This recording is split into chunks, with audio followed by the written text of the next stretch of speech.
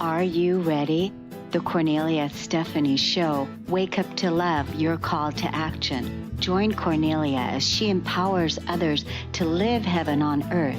Cornelia teaches listeners how to be the authority over yourself, embracing your inner guru. Feel yourself uplifted into limitless expansion, integrating ease and grace in a changing world. This show will cover topics such as unconditional love, your physical body, how to be in extraordinary relationships, create financial and emotional wealth, embracing entrepreneurship in the new earth.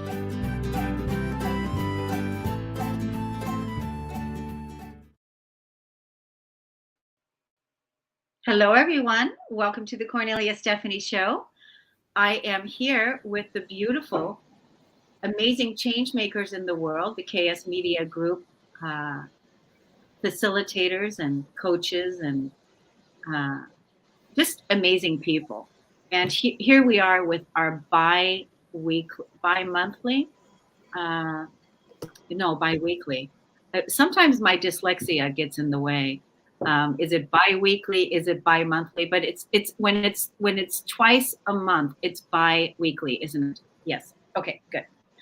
Here we are, and we're bringing you, the audience, always an opportunity to get to know us a little bit better and to learn about what it is that we're doing and how that is and how it can help make your life better. Really, that's what we're doing. We're co-creating our new earth together, and we're dedicated and committed to it. And so I'm Cornelia Stephanie, and then the wonderful Annie McDonald is here. Hi, Annie.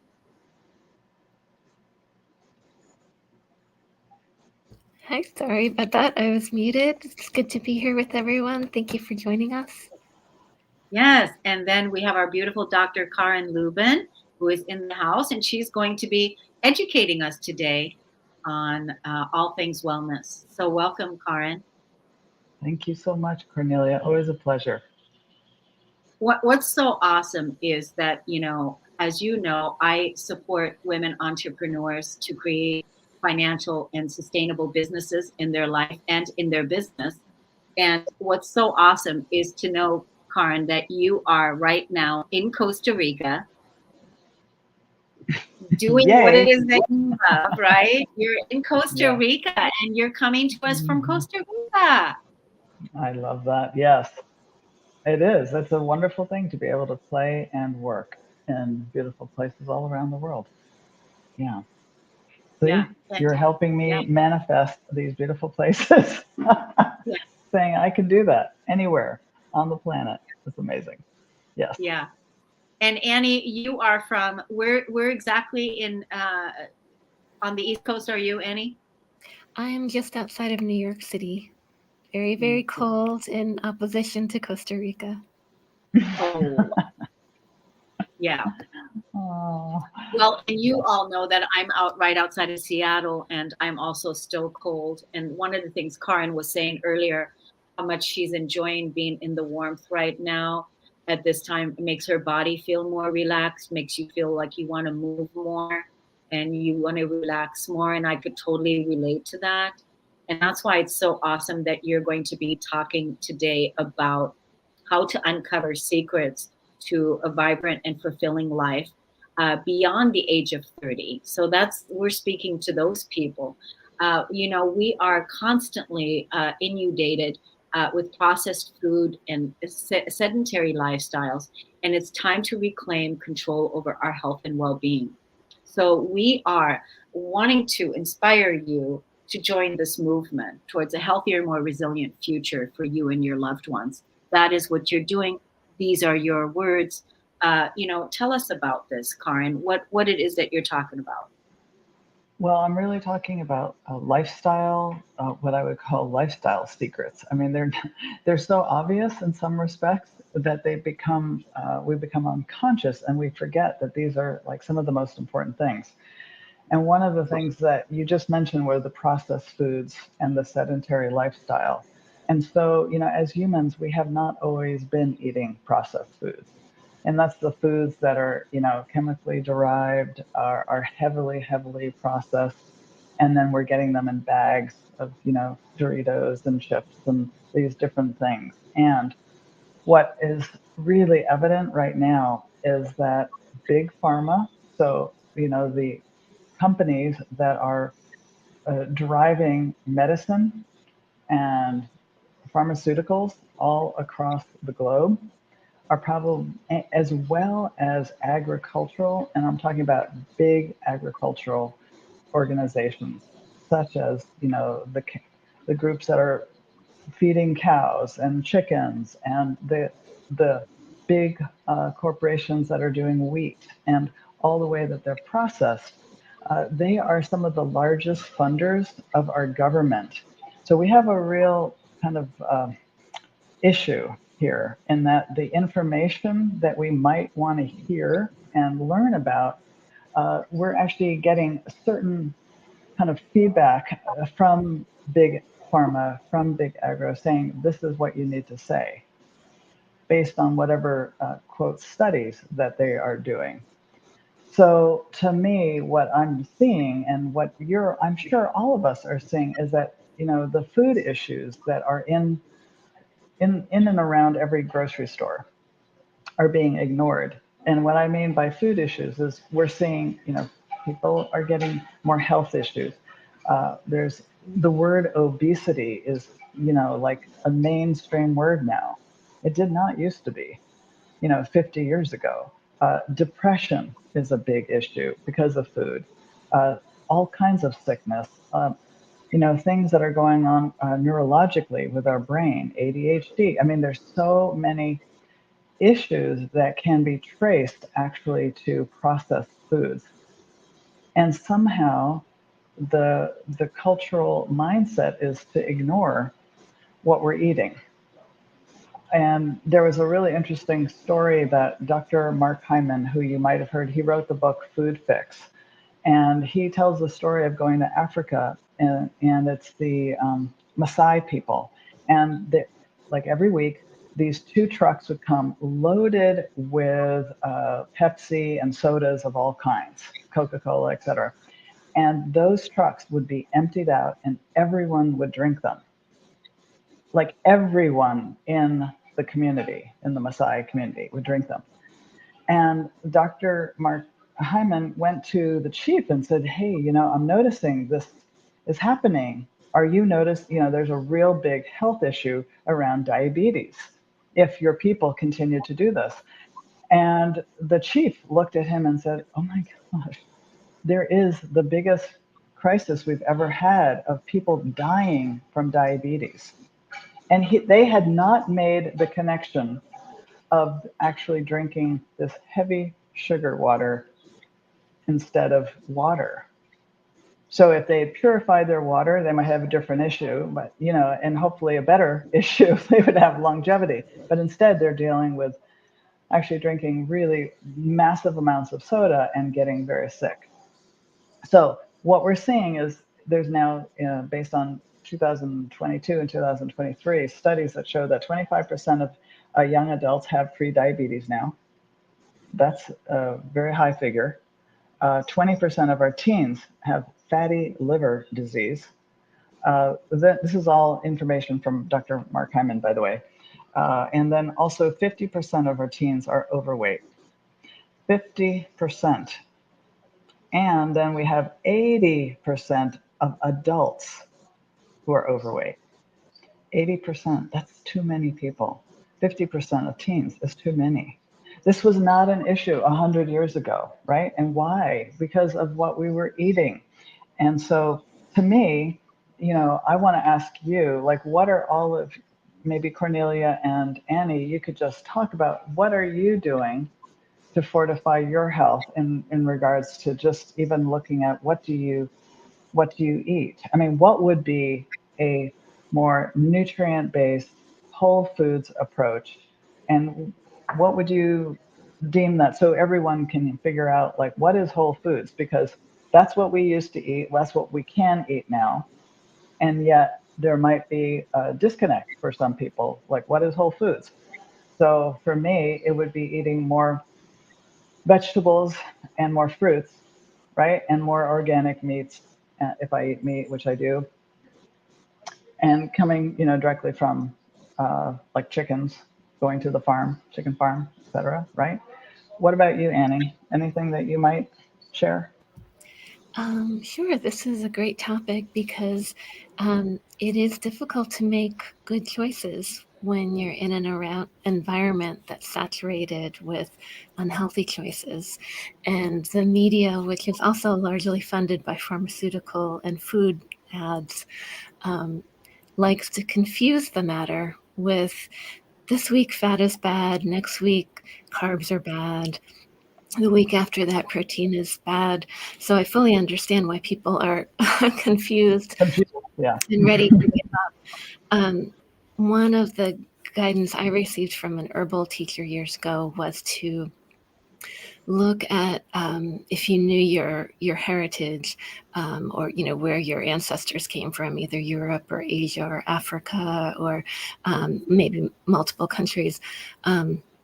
Do a little research into what your ancestors would have been eating 200 years ago. And I'm mostly Irish, so grass-fed butter. Even if you hear butter is bad, actually humans have done quite well on grass-fed butter for millennia. Whereas maybe if you're from Asia, you might be more likely to be lactose intolerant because that's not as, their culture didn't evolve with these types of animals. So that's one thing to be mindful of, is just look at what people in general were eating a couple hundred years ago, but more specifically, what lineage you might have evolved from, to recognize maybe you might have food insensitivities that trace back to ancestral diets. And aside from that, I would just say whole foods, not the supermarket, but I mean things that you can recognize as a food and prepare yourself so that you can control the amount of salt and sugar and seasoning, which is a process. It does take some time to learn to cook, but there are so many great YouTube channels now with quick and easy cooking videos that I'd suggest people just, dive in. Oh, there we go. Kerrygold from my homeland. I have That's that great. in my fridge too. Oh, that's so funny. I love that. Yeah, butter is actually not known for, they have a bad rap, and butter is actually really good for us if you take it as a fat and eat only so much of it, right? So again, the alternative is the margarine or the processed oils, the soy oil or whatever that is really, really heavily processed. So thank you, Annie. That was very lovely to hear that. Cornelia, do you have anything to add for a whole Yeah, food? Like, yeah, like what, I've been doing intermittent fasting now for years. So I want to say back in 2017, 2018 is when I started intermittent fasting and making that as part of my lifestyle. And since that time, I started really looking at how foods affect me and what kind of foods are good for me. I started educating myself on, what is an avocado? What is a banana? What is a strawberry? What is that? Is that good for me? And so then I learned that blueberries are good for me, strawberries are good for me, raspberries are good for me. So that's my fruit. I'm not going to go too much for the watermelon or the banana simply because it's too much sugar for me, and that's not where I'm going to go. So, and then the same with the vegetables. The dark leafy green vegetables are really good for me, and I educated myself on that. And I'm more of a I would have been labeled carb addict before, but now I'm more of a low carb person because that's where my body really feels better. I also suffered from ovarian cystic, whatever that thing is, and that has to do with a lot of carbs. And so, cutting out the carbs and reducing the carbs, that helps. I do like steak. I do like the ribeye. I do like chicken. And so I'll have the broccoli with the chicken or the steak, or the dark leafy salad. And that's basically what I'm doing to eat and choose the food that is better for me. But so for me, it's low carb, intermittent fasting, and eating the foods that resonate with me. But guess what? It's like you said, we have to educate ourselves, and we have to really take time. I didn't just all of a sudden one day wake up and say, oh, this is what I'm going to eat. It took a while to get to that point. Right. And each person is different. And I think that's also so important. And so, one of the things now that we're finding is that low carb is good maybe for a few days of a week, but it's not to do forever because it's most likely not going to be sustainable. It's okay to have rice, it's okay to have quinoa, it's okay to have sweet potato or whatever. The concept is not to eat the processed carbs like the potato chips and the Doritos. That kind of carb is not what we want to support, right? And I think that's beautiful. And the intermittent fasting, if people know what that is there's like windows of time in which you're eating and windows of time in which you don't eat in order to rest your stomach and allow digestion to occur and repair to occur and to build muscle. And so it's either a 12-12 window, 12 hours of eating, 12 hours not eating, or 14 hours of not eating and 10 hours of eating, or it's 16 hours, is that right? 16 hours of eating and then 8 hours of 16 hours of not eating and 8 hours of eating. So you have these smaller and smaller windows of time to eat. I find that that can be, again, for each person, it's different. And not everyone needs or wants to do that, depending on, different issues that they might have with their thyroid, et cetera, diabetes. So we have to look at this on each individual basis. But thank you so much. The next question that I want to ask is like, if whole foods is the big thing, which is it comes from the earth, comes from the ground, or it comes from a mother. That would be whole foods. Okay. So that's one secret. And again, that's a lifestyle. So it's something to just pay attention to.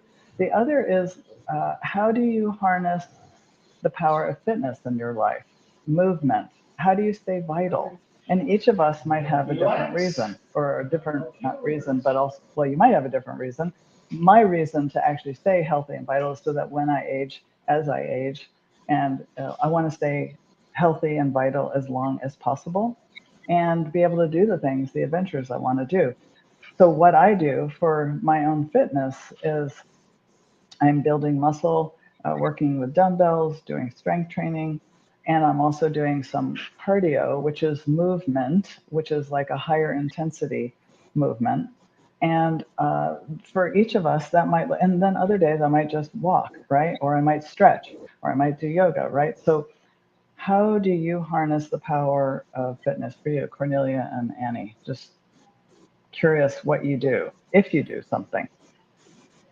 So I'm a walker. I like walking, and that's a big piece for me. And then I like being on my trampoline, my rebounder. That's that. And then I also definitely am into the strength training, strength training. And that just has to be part of the lifestyle, because as we're aging, I want to improve and also, be proactive with my health. I don't want to sit on the fence and be a fat couch potato. I want to move, and I want to live a long time, so that's part of my thing. That's great. And that's actually how we connected, is through the Exercise for Health community, and how we were just doing that. And I love that you're so focused on your quality of life that way, Cornelia. That's beautiful. How about you, Annie? I'm also a big walker. I have a dog who, even if I didn't enjoy it, would demand that I get out in the sunshine every day. And I'm not a health club or fitness type person. I always like to do things more organically. So I walk on errands. If I'm driving somewhere, I'll park far away and walk without like looking for the easiest way. I'll walk up the steps instead of taking an elevator in the city. And then I like to get out in the garden. So I'll be lifting, a 20-pound bag of potting soil, moving rocks, and also just, being out in nature and enjoying it that way. That's awesome. And I think what's really cool, Annie and Cornelia, what you both have said is, so there's two pieces to this lifestyle. We have the whole foods and the nutrition, but now we are talking about the fitness piece, and that's building muscle. We really now have seen that in order to really live the healthiest lifestyle, we have to build our muscles. Otherwise, our muscles are diminishing every 8 to 10 years, regardless of whatever age from 30 on. Okay, so even hefting those big bags of manure is great, and if you did that like 2 or 3 times a week, Annie, then more power to you. That's where you're going to really start to build muscle. So you just want to make sure, because I think that's another lifestyle choice, is that we do need to kind of work it. We have to work our muscles, and when we do those things, we actually do continue to build muscle at any age. We're seeing now people in their 90s who are still building muscle, who look incredibly fit, have the best cardiovascular health ever. So that's so cool. And the other thing that you both mentioned was movement. And so movement, which is the walking, it could be the stretching, it could be uh, taking a nice leisurely bicycle ride, it could be the leisurely walk, it could be qigong or whatever exercise you do. There's a movement piece that we always want to be doing, because again, we talked about the sedentary lifestyle that is really depleting us. So that's why those Fitbits are so popular. Get those 10,000 steps in. Okay, so if you can get 5,000 to 10,000 steps in, you're better off than the average person. That's amazing. It's not how it used to be 100 to 200 years ago, right? So we want to embrace the fitness, building our muscle, eating foods that are from the ground or from a mother, and embracing movement of some kind. And how you do it and when you do it is really also important, and how you feel about your body, because to me, the last and the most important thing is also purpose. Like finding purpose in your life, I think, is key to also having a vital lifestyle, like having a vital life. So, what is your purpose? And mine is to serve others so that they feel healthy and engaged with their life, body, mind, and spirit. And I would love to just hear from Annie. Maybe you could share, what is your purpose? Because when we know our purpose, it's so inspiring, isn't it? So Annie, Mm-hmm. go ahead. Tell us yours. I know you're inspired by yours. Well, my purpose work-wise is to help people support themselves through the physical and emotional effects of grief in particular, so that they can find ways to build emotional muscle, and know they're capable of dealing with life's challenges and riding the waves of emotion and coming forward with renewed hope. Oh, that's beautiful. That's so beautiful. Yeah. I want to say that my purpose is to support you to move into your highest expression, into your best life in life and business. That's my purpose. I'm doing this for myself, and I'm doing this for others, the people I serve. And Karin, my purpose is also to now invite you to tell the audience on how they can join you in some of the services that you offer. Because what we're going to do is I shared this now on my LinkedIn page, on my YouTube page, and on my personal Facebook page, on my KS Media Facebook page.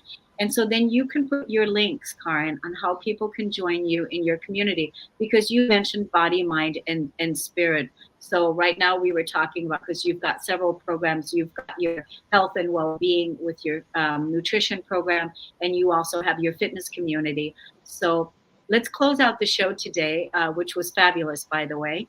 And you see, I'm so good at helping others step into their purpose.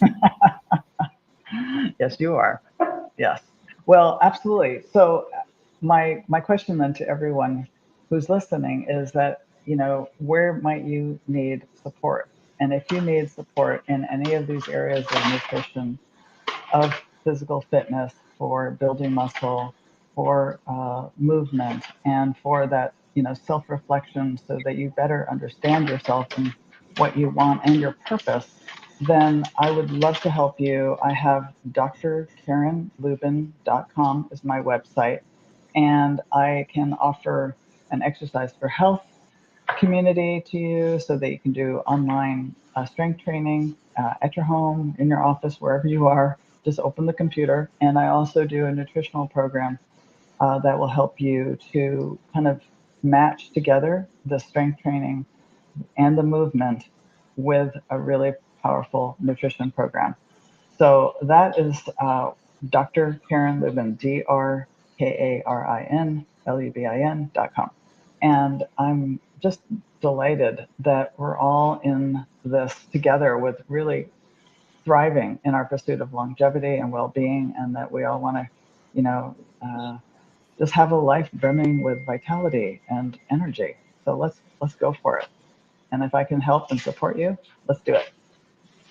That's awesome. Thank you so much. Thank you so much for listening and tuning in, everyone. If you know somebody in your life that is struggling with any of these things that we mentioned today, send them this video, and we appreciate you. We'll see you again in 2 weeks from now when we will have another amazing educator here at the KS Media Group. Thank you so much, everyone. We'll see you soon. Bye, Annie. Bye, Karin. Thank you. Bye.